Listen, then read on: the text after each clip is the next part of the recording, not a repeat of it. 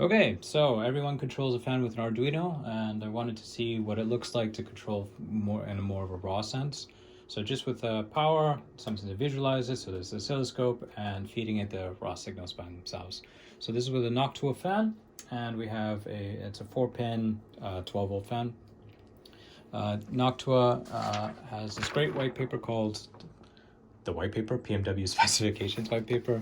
It also references something really interesting that I didn't know, is that these specifications are for all these fans, or at least these computer fans, are by Intel. So that's kind of cool. So that you can Google for further knowledge on how to do this. Now, neat thing is that I got 25 hertz and I'm setting a pulse.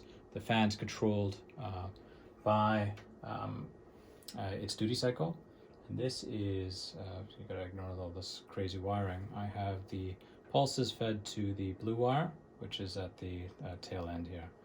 So, and connected to ground. The oscilloscope is connected to the TAC, which is the green wire. So, depending on how it's oriented, it's either the second or third wire in. And I have a resistor that's fed to power. This is how I can get a clean signal. I think this is what electronics people call a pull-up resistor. If you're watching this and you're experienced, please let me know if this is a pull-up or pull-down. Not too sure. And again, everything's connected to the ground wire here. What's cool about this is that 10% duty cycle.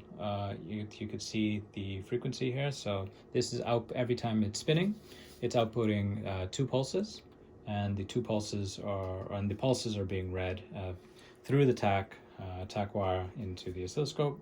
So we're getting, this is pretty small, so it's about, let's call it 7 hertz. So two pulses per second. So there are 2 pulses for every revolution. That's 3.5 revolutions per second, and times 6 is your RPM, so revolutions per minute. So that's 10%. Now, if we increase the duty cycle to 100%, we should expect 10 times the speed.